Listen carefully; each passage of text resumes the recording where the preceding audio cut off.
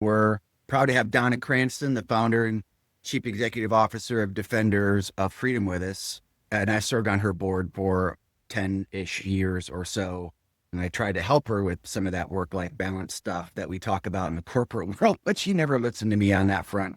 And for a good reason, because she would literally drive across the country without sleeping, swim across the Atlantic and into the UK to help a wounded veteran. That is who she is as a person. And she has helped thousands of people. And it isn't just the veteran themselves, it's their families. So I started Defenders of Freedom really as an avenue to connect the community to our troops and let everyone have a piece in being able to say thank you to our troops. With the decision to focus on traumatic brain injury and post-traumatic stress. And it's not an exaggeration, and it's been a minute since I looked at the stats, but I want to say, was it 600,000? Right at 585, 5 something. Yeah. And to her point, she can't do that by herself. The first guy was my first introduction into traumatic brain injury. He was still active duty, but they were sending him to the Nashville VA to get some treatment for his TBI because they didn't have anything at the base. And, back then they didn't know much about it.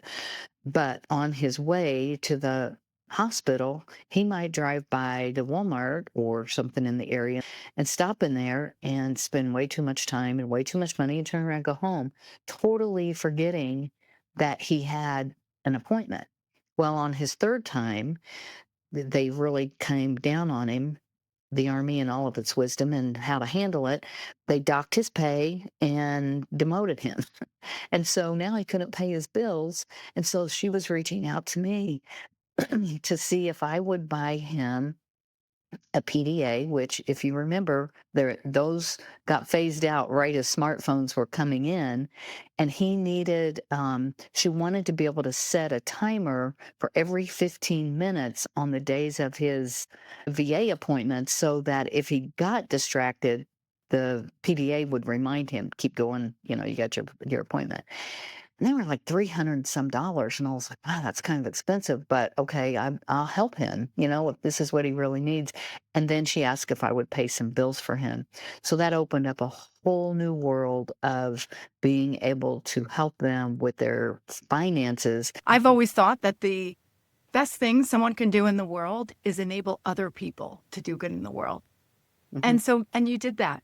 You were able, how you described, recognizing that so many people cared about our troops and felt like they wanted to do something, but they just didn't know how, or they didn't have that drive and that figure it out capability that you did. You helped make that happen. And so you've been a force multiplier, not only for the great work that you're doing every single day, but to help other people also do that. I realized early on we have to be collaborative because not one person is going to take care of all of them, and to try to stay in my lane and not do 10 different things, but just be the best at what I was doing.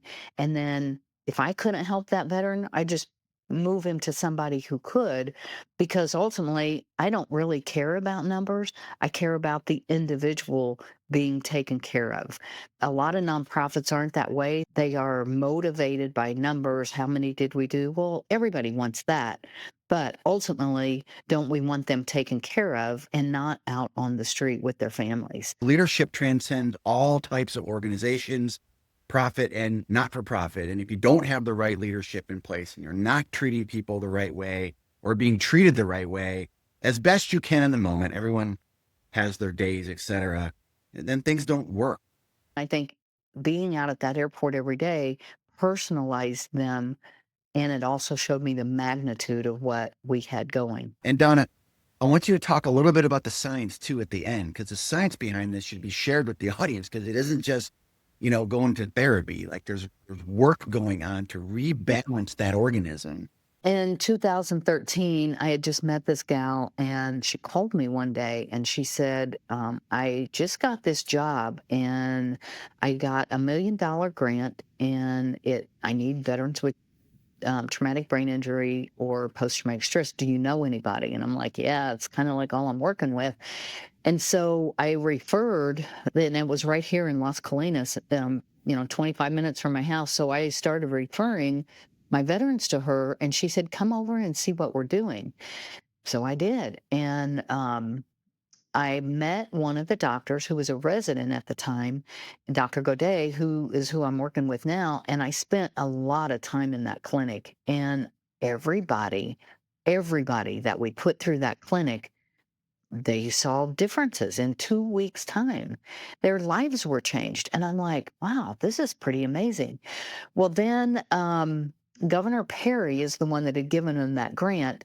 And when he decided to run for president, some newspaper, somebody came out and did a smear campaign saying he gave that money illegally to the veterans, and the negative press literally closed the clinic overnight. And I was so angry. I remember calling that reporter going, why would you do this? This is the only thing helping these guys with traumatic brain injury. Why would you do this? Well, politics. So I kind of lost touch with Dr. Godet at that time. And then I found out she was out in Colorado, and they were trying to open something here. So in talking with her and the two people that I had put in this clinic that didn't work out, I ended up sending them out to her. And one of them was in a wheelchair because he had had this vertigo-like thing. He spent 56 days in the Dallas VA. I think that's right. They couldn't figure out anything to do with him. 2 weeks with her, he came walking off the plane when he came back. I mean, it was just incredible. So I started sending a couple of people out there, but it was kind of not really what we were doing. It was because it helped wounded troops, but we hadn't focused on that. I was still doing a lot of financial assistance, and this was in 2018. And by then, again, if you'll think back to where we were when we started that, and the VA was taking 6 to 9 months to pay bills, there was a huge need for financial assistance. Well, now by 2015, I was starting to see a lot of entitlement creep in, and people that didn't want to work, or they had asked me to pay their electric bill for the sixth time in a row because they weren't budgeting right. They were working, but they just weren't budgeting. I was starting to sort through a lot of things I didn't want to be sorting through anymore. So I was pretty much fed up with that. And by all the time I realized Doc G was going to be coming back to Dallas and opening a clinic here, I went to the board and said, this is foundational. We can continue to pay bills, but if they don't get their brains fixed, they're not going to ever pay their bills on time.